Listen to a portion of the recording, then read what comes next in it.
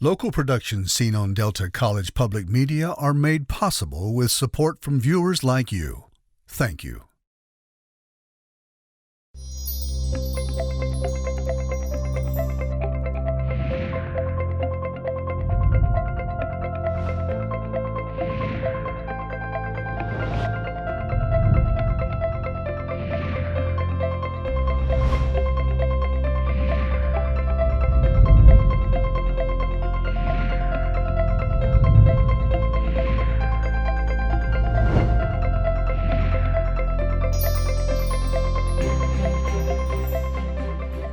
Hello, everyone. Welcome to Junia Doan's The Spark. I'm Junia Doan and thrilled you are joining me today. My guest is Andy Schoenborn. Andrew is an English language arts teacher whose experience is vast and varied. His main objective is to teach and facilitate literacy by using methods that focus on student-centered critical thinking, digital collaboration, and multimedia means. Welcome, Andy. Andy, what are you passionate about today in this period of your life? I have spent a lot of my life working to try to make other people's lives better, whether it's through teaching, through writing, through learning. I take a lot of pride in helping people get to where they want to be. That's evident in lots of different things that I've done, whether it's the classroom or it's working with the National Writing Project or working through different state organizations. And I think in the next few months or so, I think my focus is going to shift a bit more. I still want to be able to help people and work with people, but I want to change that shift a little bit from just going out and doing whatever other people want and doing a little bit of what I want to do and reaching people out and helping them that way too. I think one thing that holds true as a writer, I know, and it's a little bit scary to think about, but as a writer, I know that what you put out into the world kind of comes back to you. And you worry sometimes about what the audience might think. However, there is an audience for whatever ideas you may have. And that's where my passion is lying right now. Working with students and people and teachers who feel like maybe they can't quite do the things that they want to be able to do. And I want to help them to show what's possible for themselves. How are you doing that for yourself? Well, a lot of it is considering that I am my own audience member. So I need to kind of sort of please myself first, if you want to think about it like that. In some ways, we tell students when they write and writers to write for another audience. Well, if we're not writing for ourselves first, then what can happen is we can lose focus. There can be lots of pulls on attention, and those pulls on attention can drag you away a little bit maybe from what you might want to do for yourself. And so what I'm going to do here in the next few months is change that focus from just only helping other people and saying yes to every little thing that comes along and starting to say yes to some of the things that I want to do. It's a different sort of a boundary that I'd like to set up for myself. It seems perhaps self-serving. However, a lot of those ideas move themselves in a direction where other people find that they can receive help and some inspiration from that as well. Interesting. You've received rave reviews as a teacher, and I read your book, or you co-authored a book on writing and approach. And I wish you'd share some of the things, not the whole book, but some of the things that it's important that the student, whoever they are, and I believe teachers become students themselves, right? Mm-hmm. If you believe in growing throughout your life and you're in a classroom, you're growing some way. Yes. But what do students or colleagues have to find in themselves to start with? I think what happens typically around junior high is that students go from doing things for themselves, reading for themselves independently, writing for themselves independently, receiving a whole lot of praise for the work that they're doing. And then right around 6th, 7th, 8th grade, we start to attach something to those work that people enjoy doing, and those are grades. And so right around that time period of life, those grades become markers of, well, I like doing this thing, but did you see what I got on that? I'm not really very good at it. Or I got something on that and I didn't really try very hard and it didn't really interest me, but I got a good grade, so I guess that's something. And I think it's important to have students shift that focus. So in the book that I co-authored with Dr. Troy Hicks, we kind of start thinking about what are the goals that students have for themselves as learners. Schools, teachers, the whole system of education can provide lots of goals for students. However, research tells us that if we are not providing goals for ourselves, then we really don't care about the goals that other people have for us too much.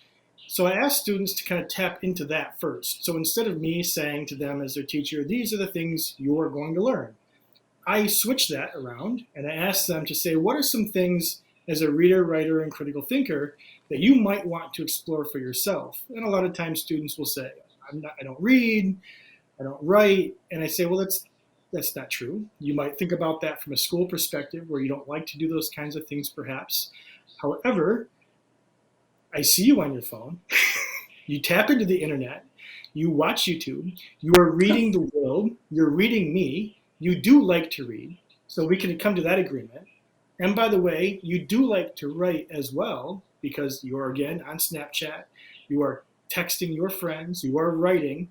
So what is it that you really don't like? Because it's not reading and writing.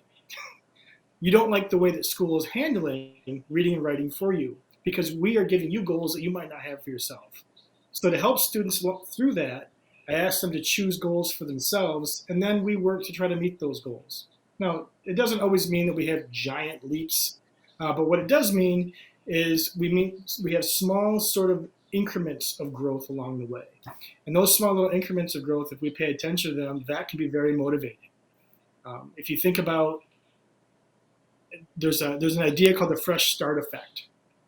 And what that means is, think about when you start something new, you have a plan for yourself.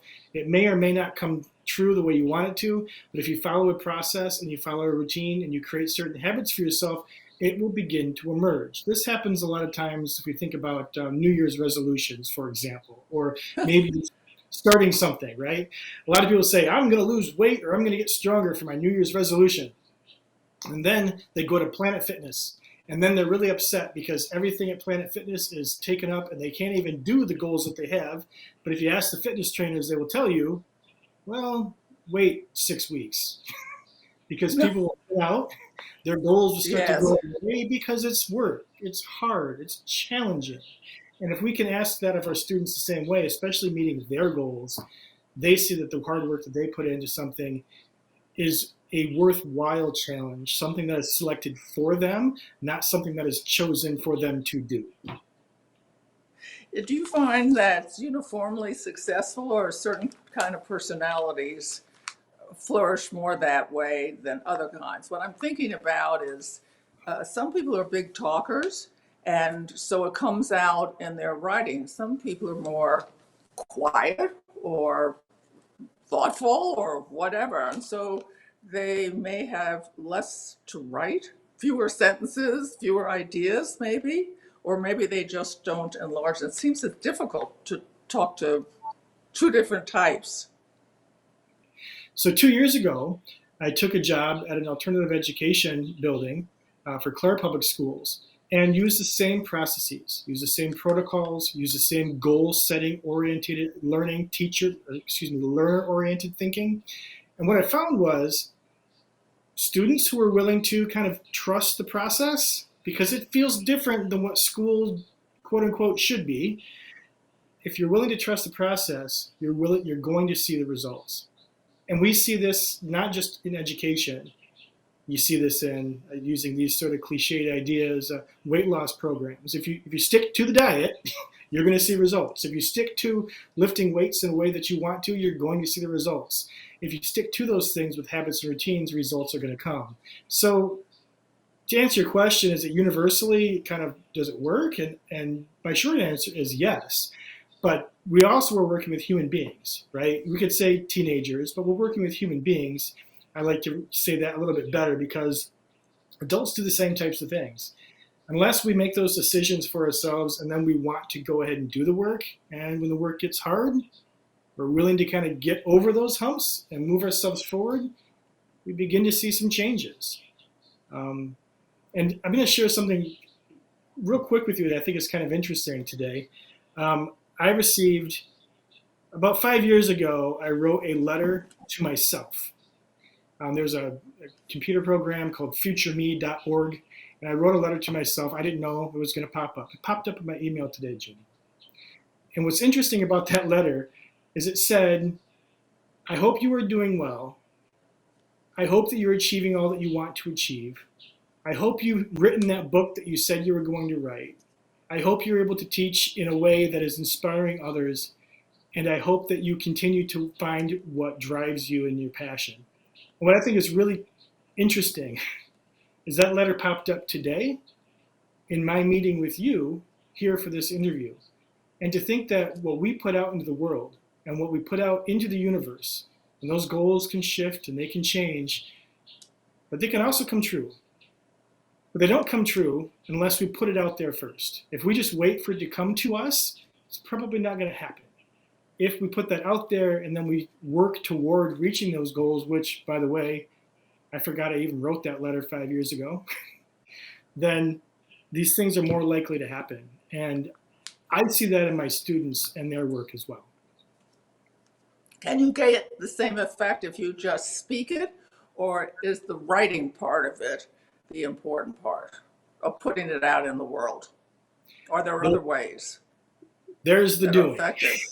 I mean, yes, you can speak it. Yes, you can write it. You can tell everybody all about it. You can create yourself a board of goals, but you also have to do the work. You also have to put yourselves in position to do those types of things, because we're humans, so we forget.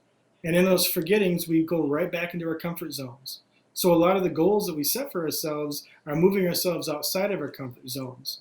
And when you're outside of your comfort zone, it feels anxious. It feels strange. It feels like maybe you don't belong. It feels a whole lot of things. But as long as you continue to work through, that's where the learning starts to happen. That's where the growth starts to happen. And that's where you begin to create new comfort zones for yourself. Do you find you have to, or do you even teach an outline and how to write a paragraph, or assume that they know that, or it's not important to know?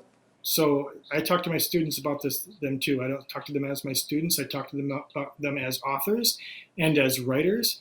So as a writer, what is it that you're trying to say, and what do you want to write about? Once you have that, then I ask them to create what are called talking points. I suppose you could think about that as like an outline, but we just do some free writing for a while to kind of figure out what it is that that student is thinking about and writing about, and then topics begin to emerge. Once those topics emerge, we have a bunch of talking points, which can become paragraphs, probably more than 5. And we really start to dig into things that students want to say about the particular topic that they have. When it comes then to go back and look at structure and look at how students are putting these things together in a rhetorical fashion, that comes a little bit later. My first idea is, let's get the ideas down first. However we get them down, let's get them down. I talk about it as being like a sculptor. I talk to my students about what it means to throw a pot. And if you've ever worked with a pottery wheel, you start with a lump of clay, sometimes really badly formed lump of clay. That's what I want students to start with their writing, is a lump of clay. And then we can shape, and we can smooth, and we can add designs, and we can get it to a spot where we want it to be fired. And that's kind of like that finished product.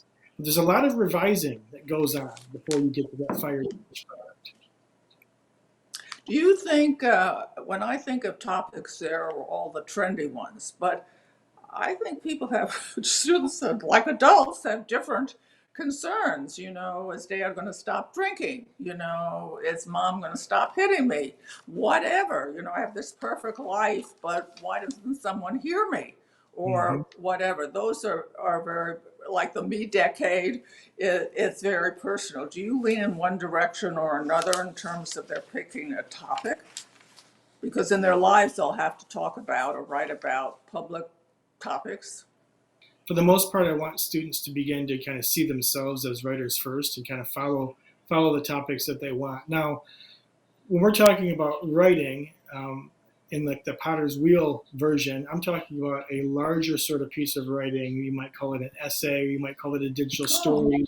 or you might call it a larger piece of writing like that. But I also encourage students to do independent writing too. Oftentimes it turns into the form of poetry. And in poetry, students are able to talk about many of the topics that you're talking about, with challenges with how they are seen, how they want to be seen, where they are in the world, um, and things like that. And in that writing of poetry, what's nice is they're playing with language. They're also experiencing some vulnerability with writing and with putting words down. And it helps them actually to open themselves up more to see that what they are thinking about and what they are trying to accomplish does have value and it has worth. And that helps them to write those larger pieces as well. You mentioned there's a complex relationship between writing and talking. What did you mean? If I were, let me say it like this. If I were to speak grammatically correct, it would sound unnatural.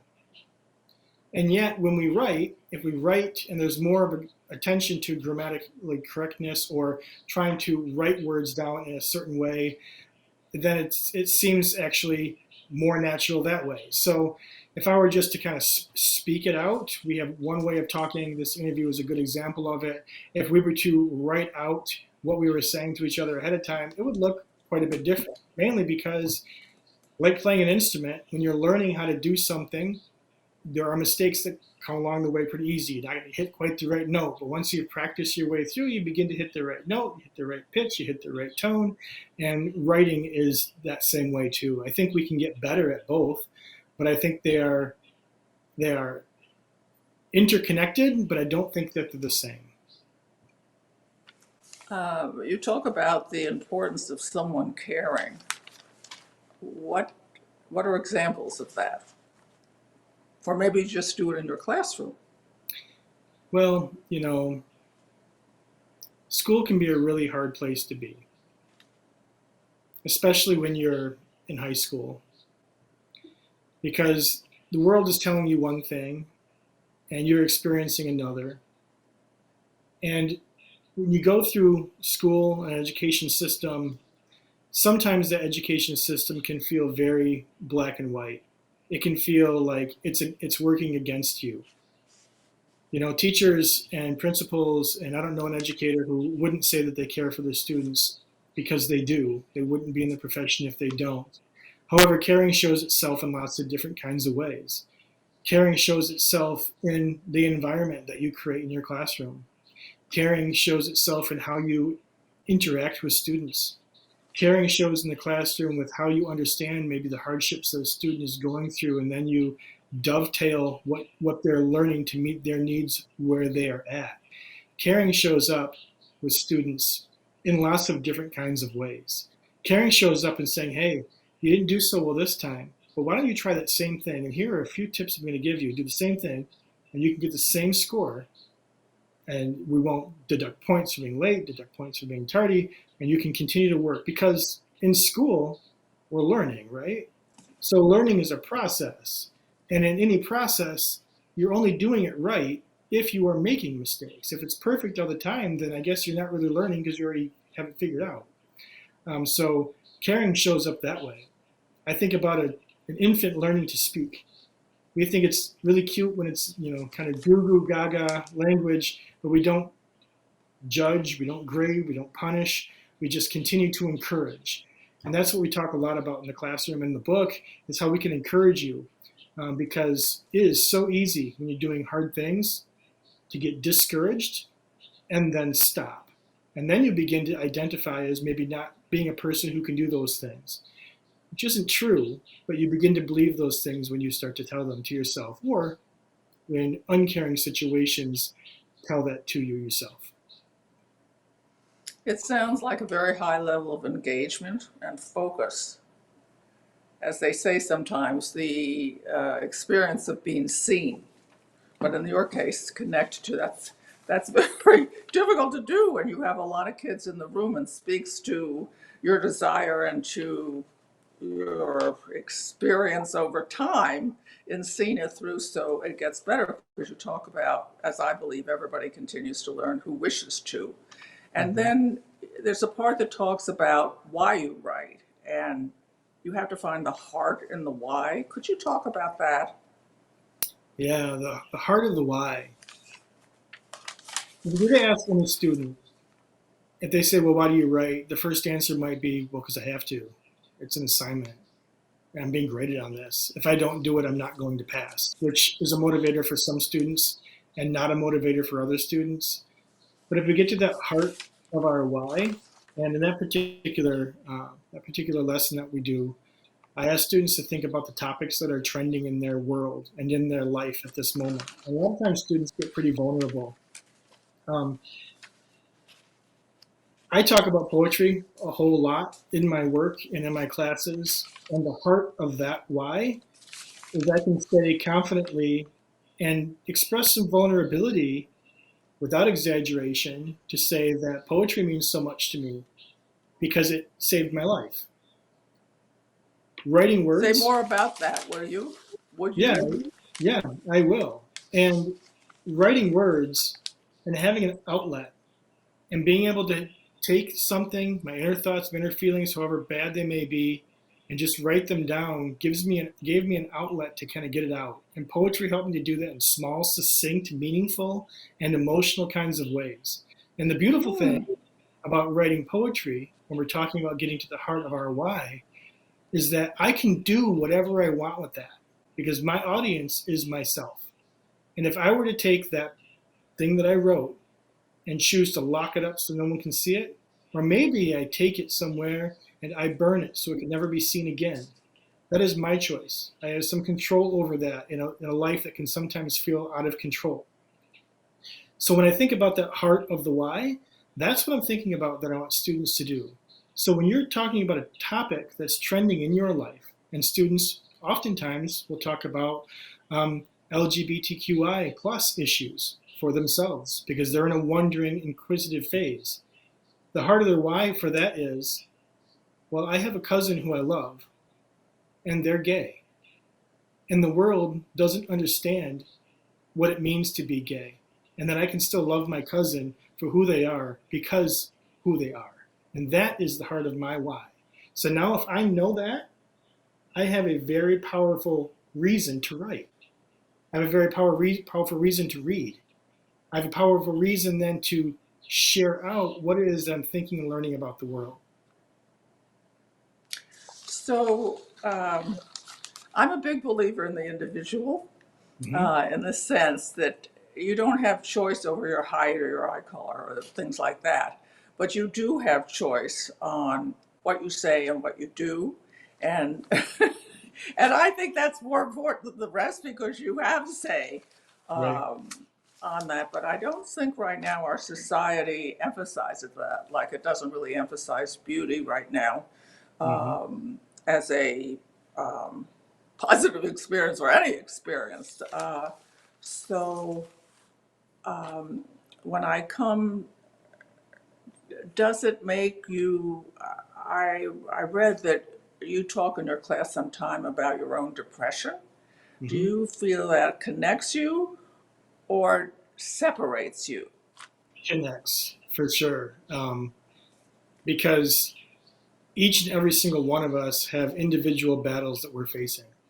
Every single person. I think that if you if you find someone who tells you that they're normal and normal is they have no problems, everything is picture perfect, there's probably something a little bit further back that they're just not recognizing or willing to lift out. And in order to help students be comfortable with sharing their vulnerabilities, I better be darn well willing to do that with them too. Now, I'm not asking them to be confessional for sure, but I am asking them to be authentic. I am asking them to be genuine. I am asking them to take an interest in themselves and their learning and the class itself. And that actually brings us together because now we just don't see each other as teacher, student, classmate. We see each other as who we are, human beings that have had ups, human beings that have had downs, and human beings who still continue to struggle, and human beings who, even at the age of 47, still look back at some of those things and have somehow managed to muddle through. Yes, there's a lot of that. in life. I always say there are things you choose to life and to do in life, and things that choose you, and you just got to get through it Right. one way or another, hopefully in resolution. But you really can't say. So Tom Wolfe wrote this book some years ago about the me decade, Mm. and I do agree somewhat that we are a state where we declare our feelings freely. But there were times in the past when feelings didn't really count publicly, but it Mhm. was your ability to intellectually persuade or declare or something like that. Um, in the experience of making it personal and therefore valuable, is that critical thinking, is that intellectual thinking lost or de emphasized? I don't believe so. I think that intellectual thinking is actually right in there with all of it, with the individual thinking as well. Do we have to consider other perspectives and point of views? For sure. I think absolutely. It depends on kind of the audience we're talking to. It depends on the subject of what we're writing about and reading about. Um, but there is an interconnectedness. But you have to, I think, for you to be able to take a stance on another opinion, you should probably understand yourself a little bit first too, because otherwise you can just be swayed and pulled in really any direction that the world chooses to take you at that time. And social media We need is, to stop right there. I got 3 seconds left. You gave a wonderful interview of how to become a whole person and share it with others, and I'm very grateful. And I hope English teachers and parents and children follow your way. thank you So I'm so out much. of time, but for those, I'm going to exceed it. Remember, go out and do something kind for someone you know and someone you don't know, and repeat it every day. And I'll see you next time. To contact Junia, send her an email at juniadonsthespark@gmail.com. For more information, program schedules, and news about future guests, go to www.juniadonthespark.com. Thank you for joining us. See you next time on Junia Doan's The Spark.